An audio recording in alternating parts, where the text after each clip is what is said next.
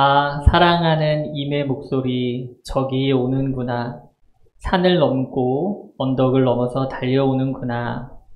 사랑하는 나의 이름은 노도처럼 머리는 사슴처럼 따르나 벌써 우리 집 방밖에 서서 창문으로 기웃거리며 정찰풍으로 엿보는구나. 아, 사랑하는 이가 나에게 속삭이네. 나의 사랑 그대 일어나오.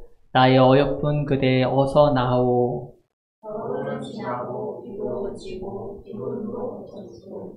꽃 피고 새들 노래하는 계절이 이 땅에 돌아왔소. 비둘기 우는 소리 우리 땅에 들리오. 무화과 나무에는 푸른 무화과가 열려 있고 포도나무에는 활짝 핀 꽃이 향기를 내뿜고 있소. 일어나 나오 사랑하는 이미여 나의 귀여운 그대 어서 나오. 아멘. 오늘은 성경별 설교 43번째 시간으로 아가서를 함께 나누어 보려고 합니다.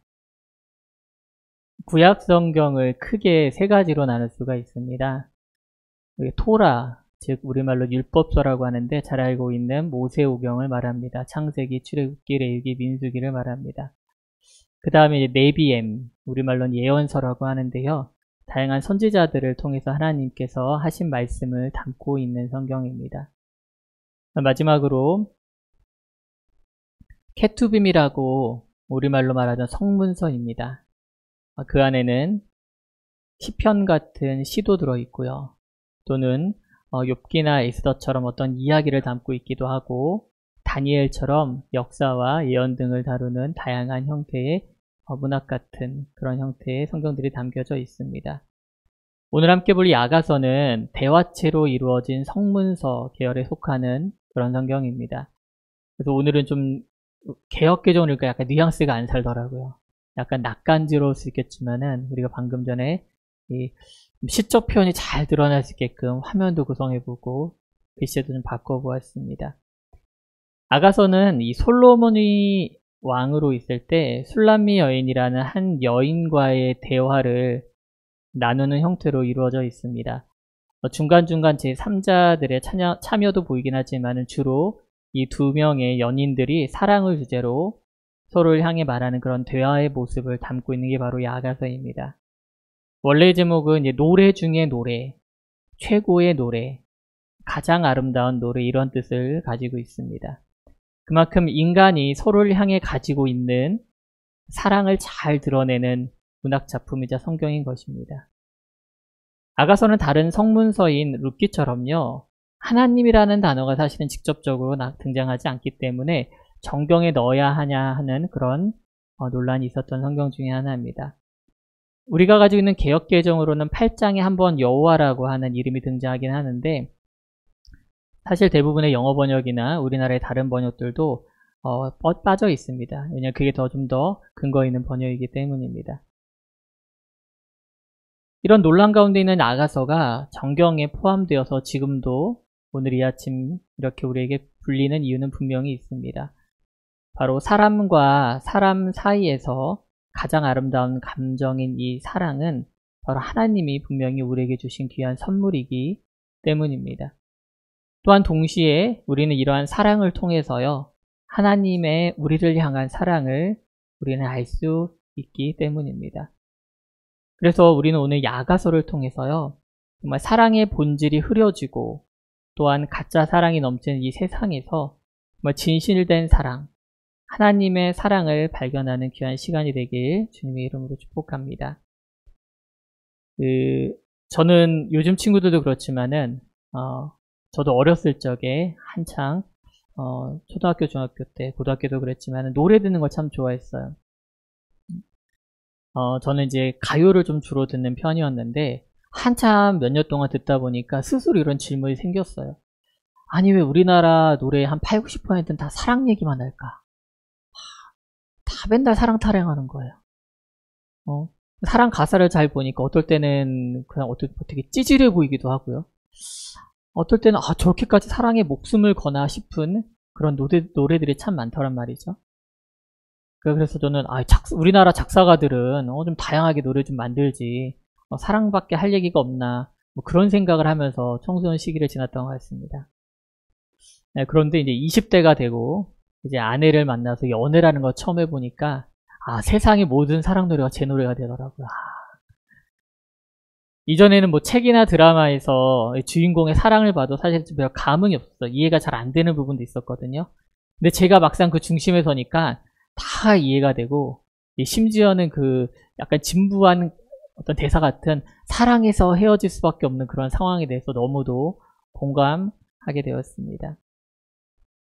아가서를 처음부터 한번 끝까지 읽어보시면요, 어떤 성도님들은 좀 불편함을 느끼실 수도 있습니다. 성경이 맞나 싶을 정도로 굉장히 좀 선정적인 표현이 나오기도 하고요. 하나님이 잘 드러나지 않고 어떤 인간 사이의 사랑만에 초점이 맞추어진 그런 성경으로 느껴지기 때문입니다.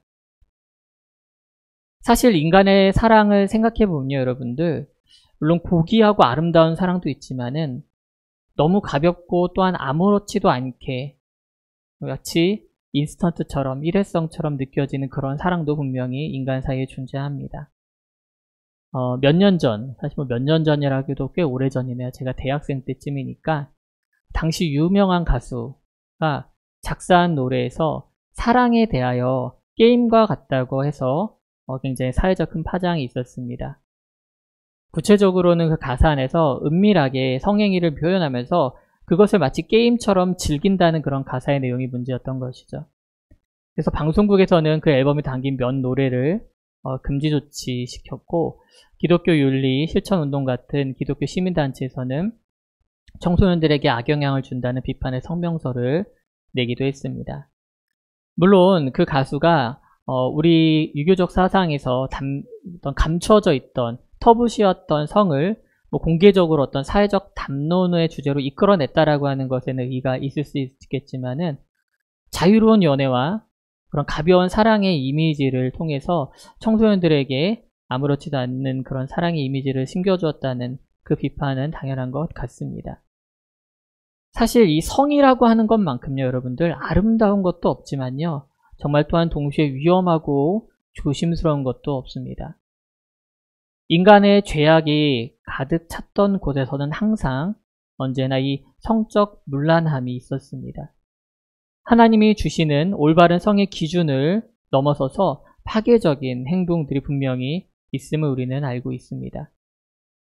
아브라함의 조카인 롯이 살았던 소돔과 고모라가 대표적인 도시였습니다.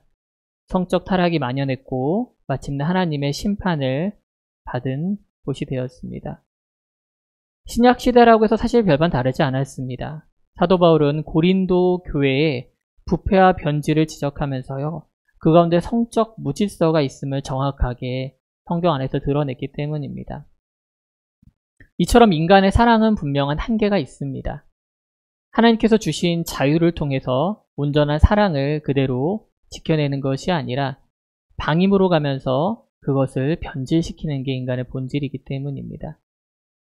하지만 이 인간의 사랑도요, 분명히 하나님께서 우리에게 주신 소중한 감정인 줄 믿습니다. 하지만 진실된 사랑은 앞서 말한 어떤 가수가 말한 것처럼 단순히 게임으로 그쳐서는 안 됩니다. 애들의 욕정을 그냥 푸는 어떤 소통, 어떤 출구로, 그런 걸로 사용해서도 안 된다는 겁니다. 깊은 사랑은요, 도리어 나에게서가 아니라 상대방에게서 진정한 사랑을 발견하게끔 됩니다. 인간은 사랑을 통해서 자신보다 남을 더 아끼며 소중히 여기는 법을 배울 수 있기 때문입니다. 러시아의 대문호인 톨스토이는 사랑에 대해서 이렇게 말을 했습니다. 사람들은 사랑으로 인해 살고 있다. 그러나 자기에 대한 사랑은 죽음의 시초이며 신과 타인에 대한 사랑은 삶의 시초이다.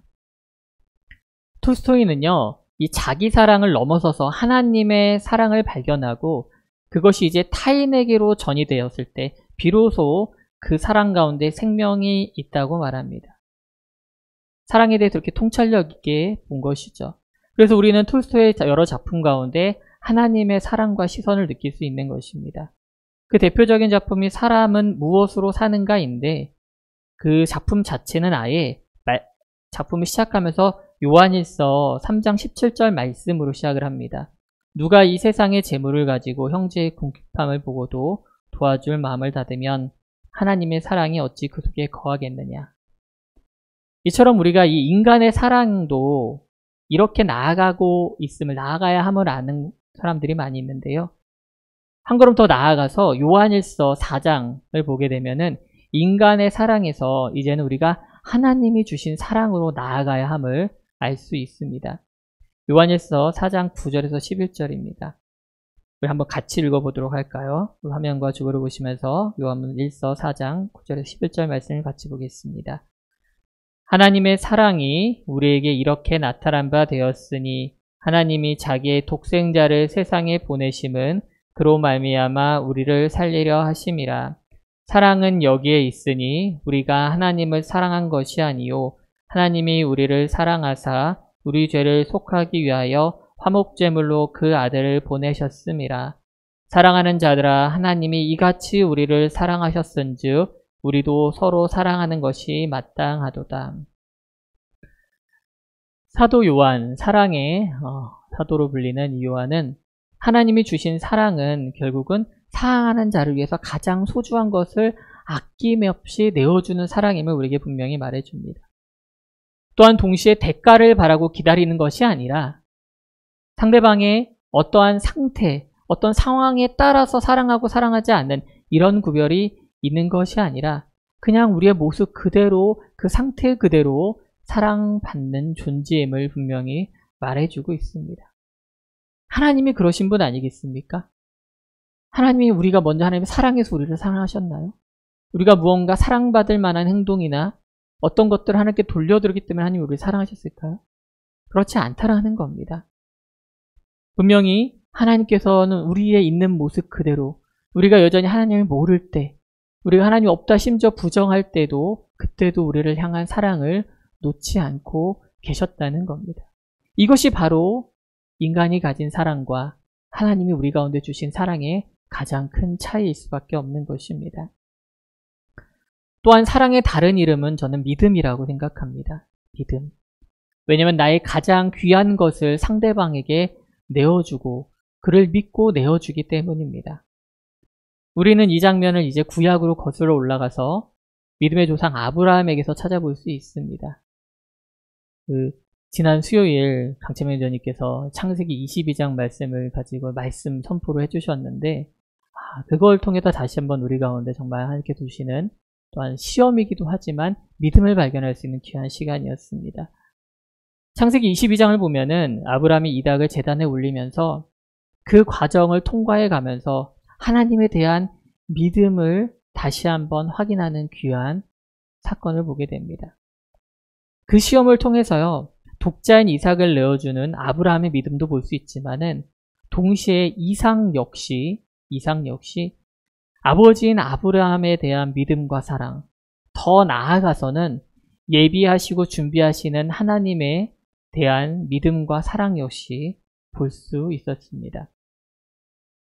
사실 이렇게 가장 소중한 것을 내어줌으로써 확증되는 이 사랑은요, 하나님께서 이미 우리 가운데 심어주셨습니다. 아브라함보다 조금 더 우리 한번 위로 올라가 볼까요?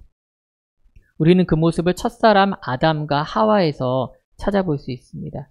창세기 2장 23절에서 24절 말씀입니다. 아담이 이르되 이는 내 뼈 중에 뼈요 살 중에 살이라. 이것을 남자에게서 취하였은즉 여자라 부르리라 하니라. 이러므로 남자가 부모를 떠나 그의 아내와 합하여 둘이 한 몸을 이룰지로다. 아멘. 하나님께서 아담을 지으시고 보니까 독처하는 게 보기 안 좋았던 거예요. 저도 며칠 독처했는데 사람들이 봤을 때 안 좋아 보였을 것 같더라고요. 하는 행동을 보니까. 그래서 어떻게 하셨어요? 하나님이 아담을 재우시고 그의 갈빗대를 취해서 하와를 만드십니다. 왜 하나님이 분명히 아담은 흙에서 그냥 지으셨잖아요. 그럼 하와도 그렇게 지으면 되지 않을까요? 그런데 굳이 아담의 가장 소중한 것을 꺼내어서 만드셨다는 거예요. 가장 깊은 뼈, 가장 중요한 뼈를 가지고 창조하신 것은 결국 그 둘이 떨어져 있는 것 같고 분리된 것 같으나 결국 하나가 될 때 가장 아름다우며 진정한 사랑이 완성되기 때문임을 하나님께서 이미 이 장면을 통해 우리에게 보여주신 것이라는 겁니다. 그래서 어쩌면요, 인간은요, 이 사랑의 완성을 위해서 사랑하는 자를 끊임없이 갈망하는 것일지도 모릅니다. 아가서 속에서도 끊임없이 사랑하는 자를 향해서 갈망하는 모습이 나옵니다. 그래서 상대방이 어디에 있는지 찾아 헤매는 그런 모습이 보입니다. 아가서 3장 1절에서 2절입니다. 나는 잠자리에서 밤새도록 사랑하는 나의 임을 찾았지만 아무리 찾아도 그를 만나지 못하였다. 일어나서 온 성읍을 돌아다니며 거리마다 광장마다 샅샅이 뒤져서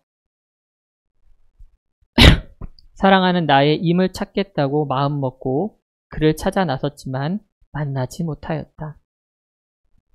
이뿐 아니라 때로는 이 엇갈린 운명 때문에 서로 사랑하는 사람이 괴로워하기도 합니다.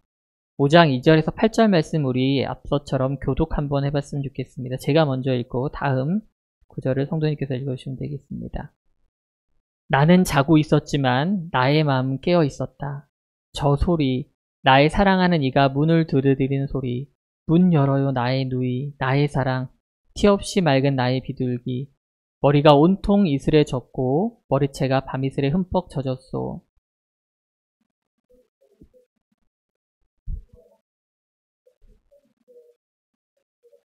사랑하는 이가 문틈으로 손을 들이밀 때, 아, 설레는 나의 마음.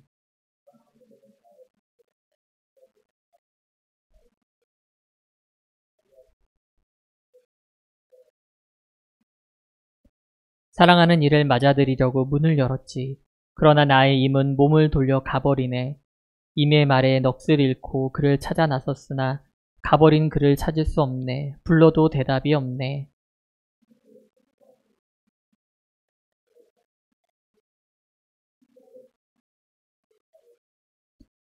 부탁하자 예루살렘의 아가씨들아, 너희가 나의 임을 만나거든 내가 사랑 때문에 병들었다고 말하여 다오.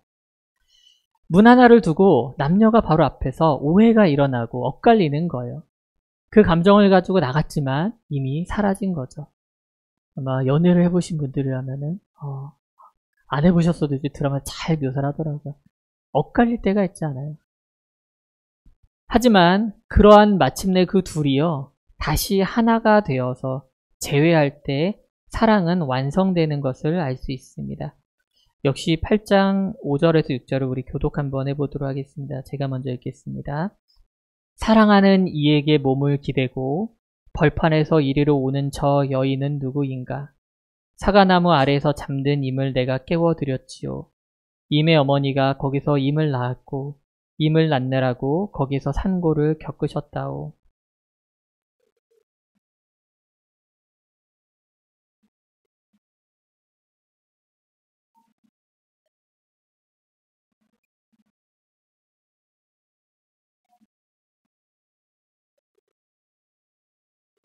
네.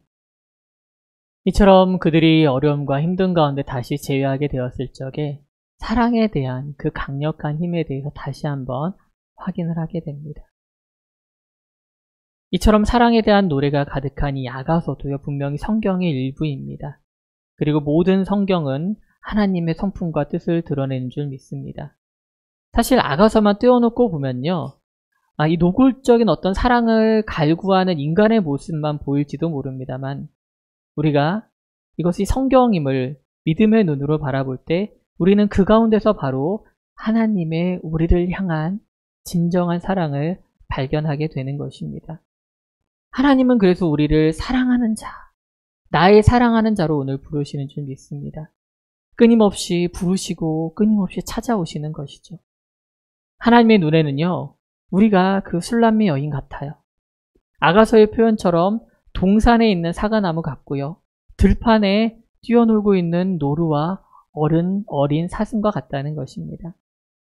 하지만 우리는 때로는요. 그 사랑을 잊고 다른 곳에 눈을 돌리고 혹시 이보다 더 큰 사랑은 없는지 찾아 떠나곤 합니다. 제가 정확한 때는 기억나지 않지만 중학생 때인지 고등학생 때인지 헤르만 헤세의 지와 사랑이라는 책을 읽은 것이 기억이 납니다. 청소년의 눈으로 처음 만난 이 지와 사랑은 참 적잖은 충격을 주었습니다. 그 원제는 주인공들의 이름인 두 명의 이름이 나르치스와 골드문트인데요. 나르치스와 골드문트가 원제입니다.